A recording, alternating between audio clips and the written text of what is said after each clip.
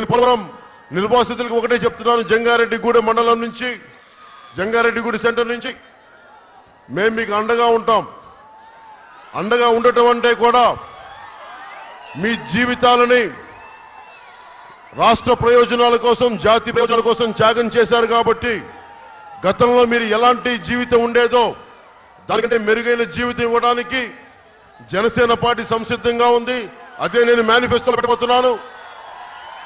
మీకు బాండ్స్ రూపంలో కానీ, పోలవరం నిర్వాసితులకి బాండ్స్ రూపంలో కానీ, లేదా మీకు బాకీ పత్రం కానీ, ఎందుకంటే మీకు ఇంత బాకీ ఉన్నాం, ప్రభుత్వ ఖజానాలో నిధులు లేనప్పుడు మేము మీకు బాకీ ఉన్నాం. మీకు సరైన వసతులు కల్పించే గృహాలు, మీకు ఉపాధి అవకాశాలు, విద్యా అవకాశాలు, అలాగే మీ సంస్కృతులు పరిరక్షణకి, మీ పండగలకో పబ్బానికో మీ ఆడపిల్లల పెళ్లిళ్ళకో మీకు అండగా ఉండేలాగా ఒక బలమైన విధి విధానాలతోటి నేను మేనిఫెస్టోలో పెట్టబోతున్నాను.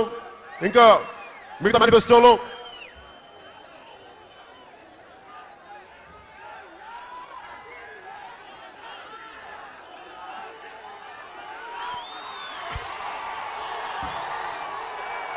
మొన్న దెందులూరు వెళ్ళాను. తెలుగుదేశం ప్రభుత్వానికి నేను సపోర్ట్ చేయడానికి ఒకటే కారణం, నాకు ముఖ్యమంత్రి గారి అనుభవం మీద అపారమైన నమ్మకం.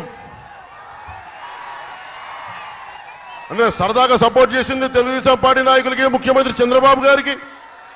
నేను సపోర్ట్ చేయడానికి ఒకటే కారణం, పెద్ద ఆయన అనుభవం ఉన్న వ్యక్తి, దాదాపు 9 ఏళ్లు ముఖ్యమంత్రిగా చేశారు ఉమ్మడి రాష్ట్రంగా. ప్రతిపక్ష నాయకుడికి ఇంకో 10 సంవత్సరాలు ఉన్నారు.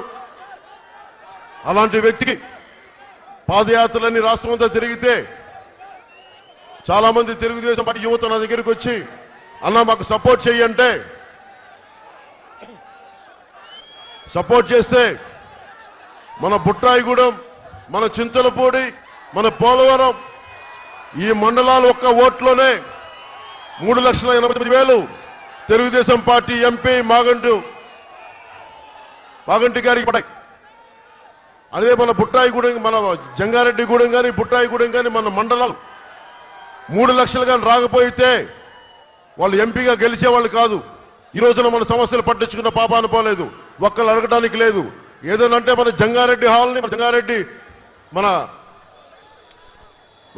టౌన్ హాల్ని, ఇదివరకు టౌన్ హాల్ ఎలా ఉండేదంటే నేను చిన్నప్పుడు చదువుకునేటప్పుడు చాలా కళలకి వేదిక ఉండేది.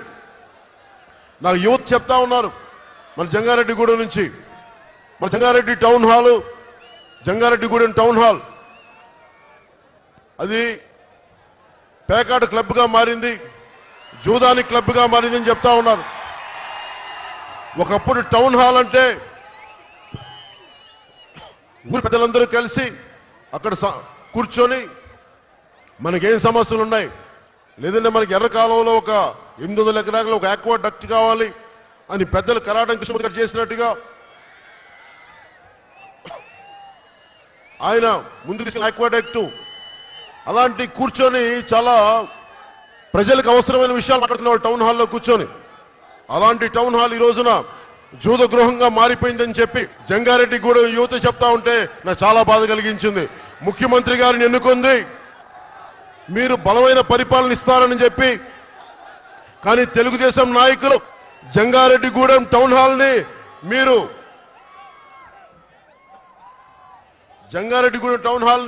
మీరు పేకాట క్లబ్గా మారుస్తారని ముఖ్యమంత్రి గారు మేము టీడీపీని మెనుకోలేదు. మీకు అండగా నిలబడలేదు. దయచేసి ఇప్పటికైనా మీ పద్ధతులు మార్చుకోండి.